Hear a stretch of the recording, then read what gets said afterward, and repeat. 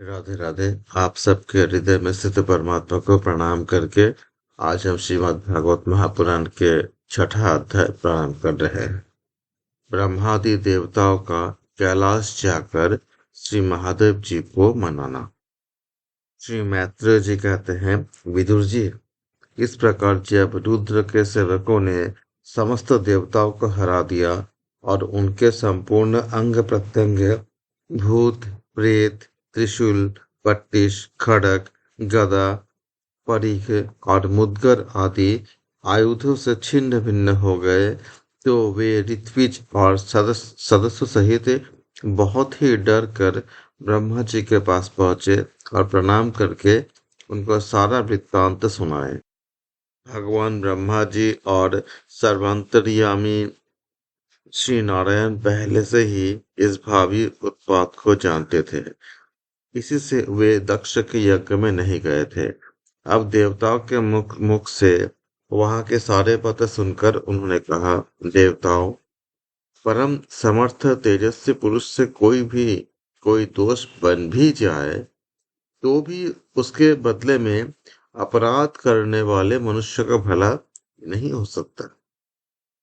फिर तुम लोगों ने तो यज्ञ में भगवान शंकर का प्राप्त भाग न देकर उनका भारी अपराध किया है।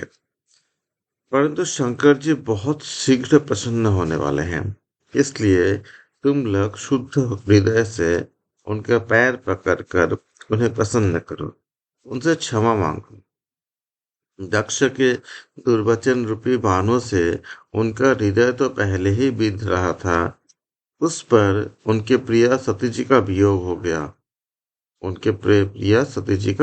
हो गया।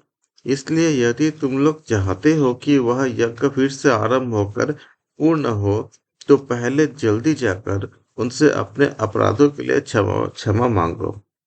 नहीं तो उनके कुपित होने पर लोकपालों के सहित इन समस्त लोगों का भी बचना असंभव है। भगवान रुद्र परम स्वतंत्र है। उनके तत्व और शक्ति सामर्थ्य को न तो कोई ऋषि मुनि, देवता और यज्ञ स्वरूप देवराज इंद्र ही जानते हैं और न स्वयं मैं ही जानता हूँ। फिर दूसरों की तो बात ही क्या है। ऐसी अवस्था में उन्हें शांत करने का उपाय कौन कर सकता है। देवताओं से इस प्रकार कहकर ब्रह्मा जी उनको प्रजापतियों और पितरों के साथ ले अपने लोक से पर्वत शिष्ट कैलाश को गए, जहाँ भगवान शंकर का प्रिय धाम है। उस कैलाश पर औषधि, तप, मंत्र तथा योग आदि उपायों से सिद्धि प्राप्त हुए और जन्म से ही सिद्ध देवता नित्य निवास करते हैं। किन्नर, गंधर्व और अप्सरादि सदा बने रहते हैं। उनके मणिमय शिखर है, जो नाना प्रकार के धातुओं से रंग बिरंगे प्रतीत होते हैं। उस पर अनेक प्रकार के वृक्ष, लता और गुलमादि छाए हुए हैं, जिनमें झुंड के झुंड जंगली पशु विचरते हैं।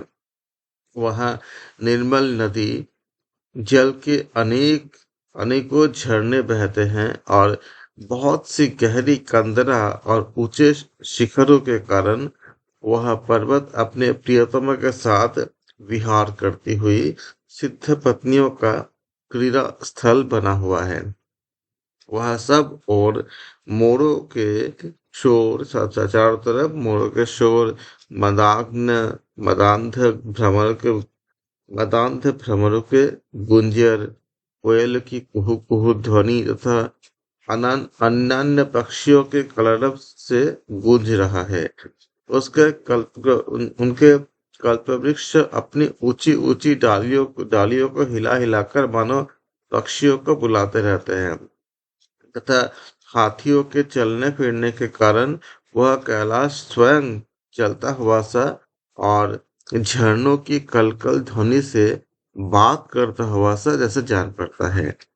मंदार, पारिजात, सरल, कमाल, शाल, तार, कचनार, आसन और अर्जुन का वृक्ष से वह पर्वत बड़ा ही सुहावना जान पड़ता है। आम, कदम्ब, नीप, नाग, पुन्नाग, चंपा, गुलाब, अशोक, मैलसीरी, कुंद, पूर्वक, सुनहरे शतपत्र कमल, इलायची और मालती की मनोहर लताएं तथा कुंभज, मोगरा और माधवी की बेलें भी उसकी शोभा को बढ़ाते हैं। कटहल, गूलर, पीपल, पाकर, बर, गूगल, भोज वृक्ष, औषधि जाति के पेड़ जैसे केले आदि जो फल आने के बाद जो काट दिए जाते हैं, सुपारी, राजभोग, जामुन, खजूर, आंवला, आमरा, आम, पियाल, महुआ और लिसौरा आदि विभिन्न प्रकार के वृक्षों तथा पोले और ठोस बांस के झुरमुटों से वह पर्वत बड़ा ही मनोहर मालूम पड़ता है।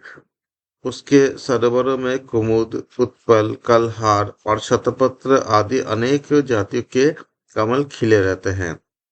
उनकी शोभा से मुक्त होकर कलरव करते हुए झुंड के झुंड पक्षियों से वह बड़ा ही भला लगता है।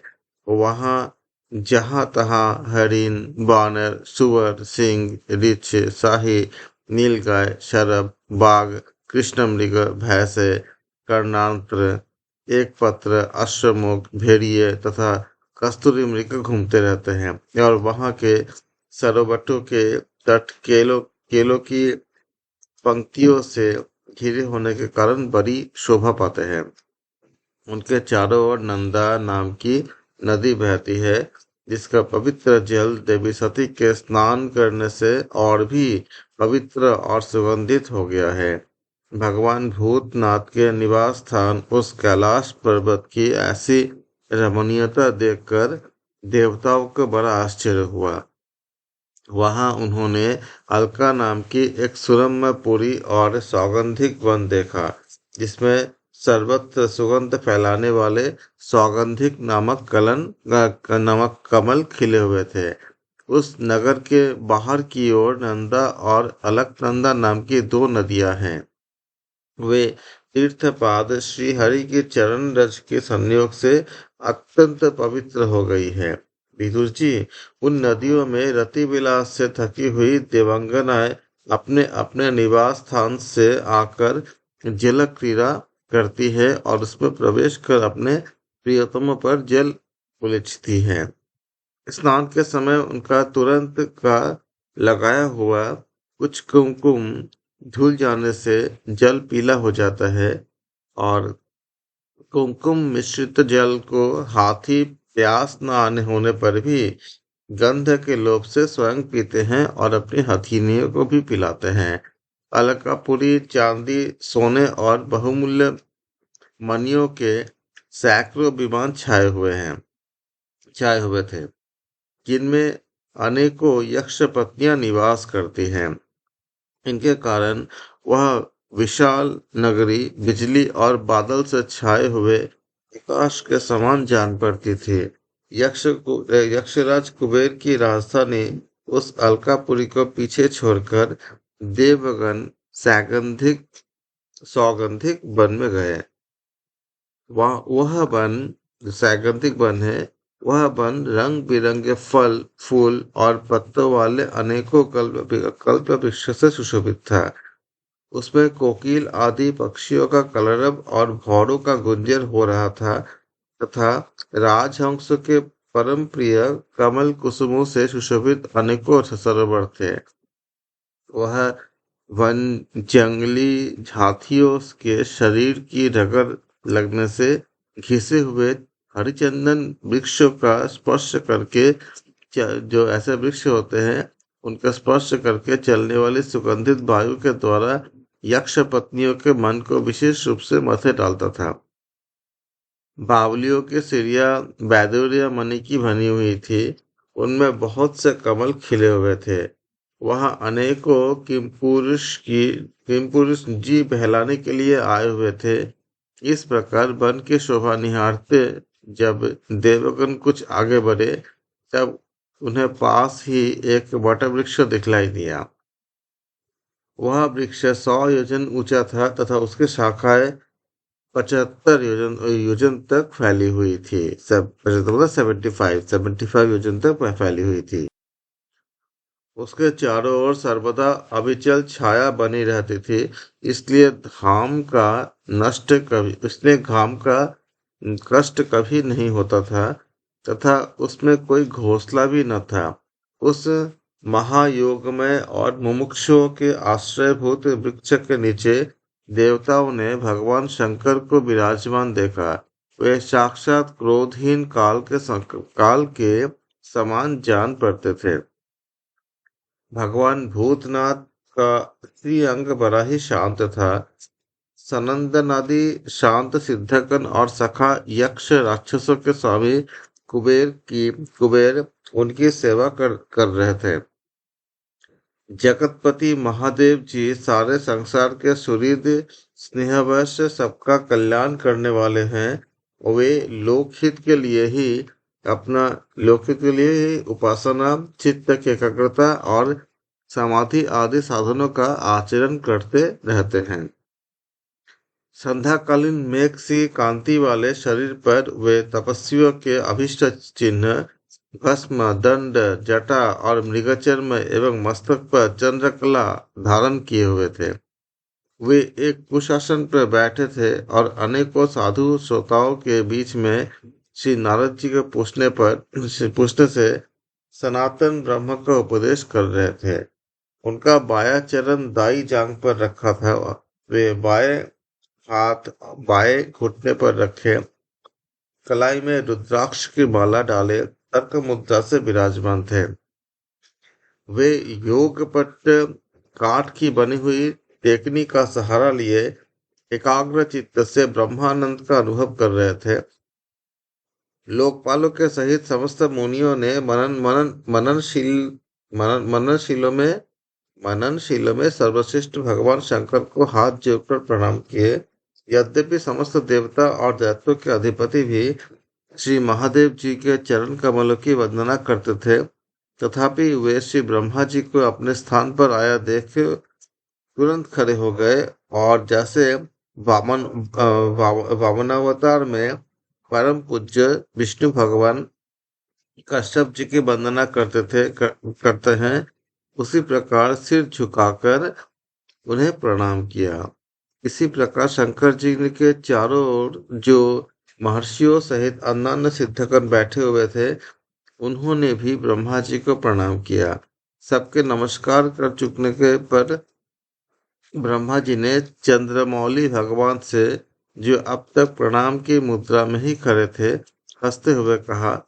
श्री ब्रह्मा जी ने कहे, देव, मैं जानता हूँ आप संपूर्ण जगत के स्वामी हैं, क्योंकि विश्व की योनि शक्ति प्रकृति और उसके बीज शिव पुरुष जो एक रस पर ब्रह्म है, वह आप ही है।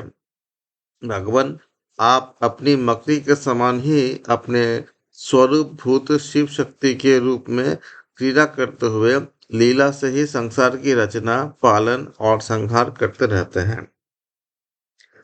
अपने ही धर्म और अर्थ की प्राप्ति कराने वाली वेद की रक्षा के लिए दक्ष को निमित्त बनाकर यज्ञ को प्रकट किया है।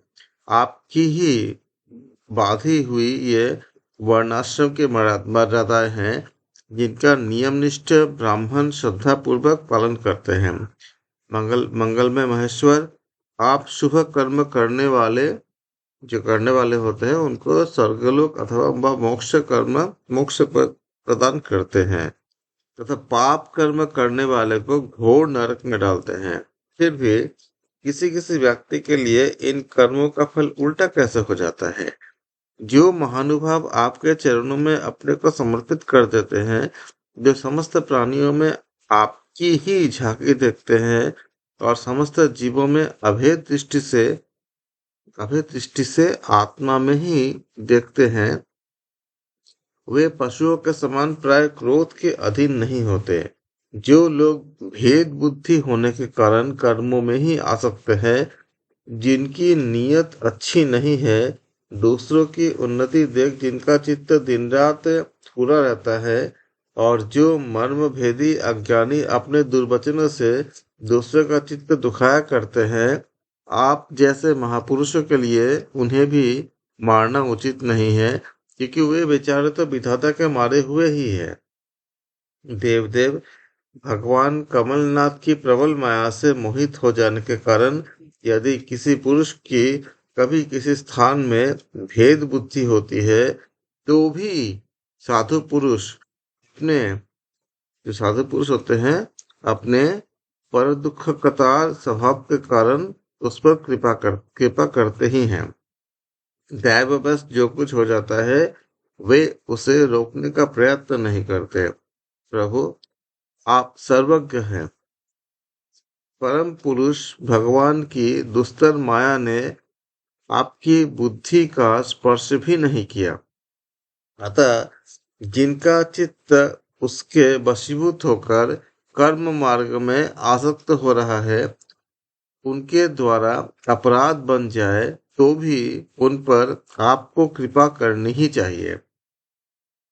भगवान, आप सबके मूल है। आप ही संपूर्ण यज्ञों के पूर्ण हो आप ही संपूर्ण यज्ञ के पूर्ण करने वाले हैं। यज्ञ भाग पाने का भी अधिकार आपको पूरा अधिकार है।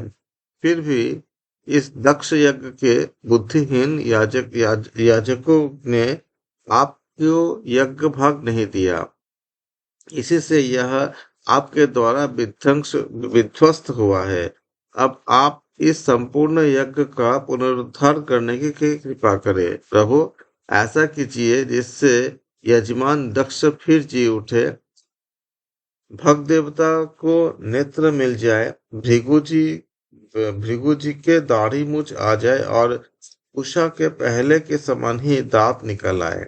रुद्रदेव, अस्त्र शस्त्र और पत्थरों की बौछार से जिन देवता और ऋत्विजों के अंग प्रत्यंग घायल हो गए, आपकी कृपा से वे फिर से ठीक हो जाए।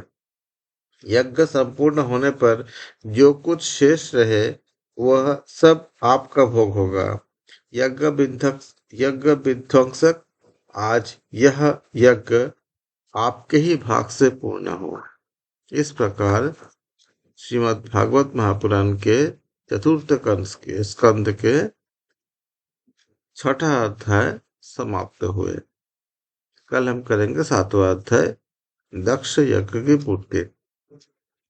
आप सबके हृदय में स्थित परमात्मा को मैं प्रणाम करता हूँ। आप सबका बहुत बहुत धन्यवाद। राधे राधे।